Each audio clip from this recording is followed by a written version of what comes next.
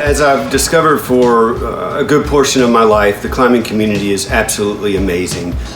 We had words of support, and even beyond words of support, dollars of support that helped us sustain, or helping us to sustain during this time.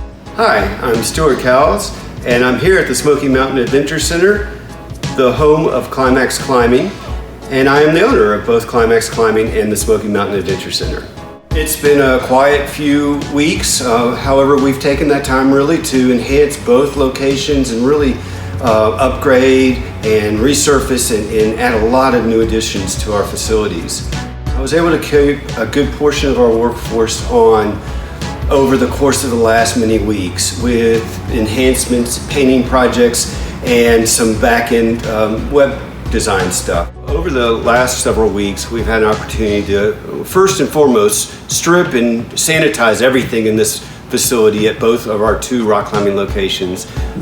Once everything was off the wall, we took an opportunity to resurface and repaint. We've got a brand new flooring system, and we've got a lot of other exciting little surprises for those that are anxious to come back. And I know a lot of our customers are anxious to get here.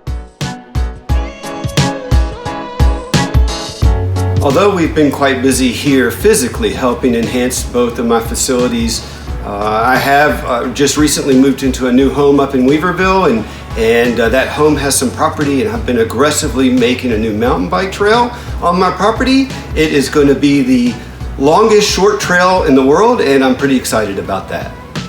We will open the Smoky Mountain Adventure Center on a limited basis and limited to the number of folks that can come in for bike rentals and smoothie purchases and any kind of retail purchases, drive-by or curbside service available.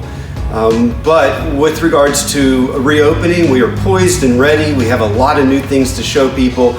We just want to get the go-ahead from the governor and also recognize that the most important thing is to wait till it's safe and a prudent time to do so.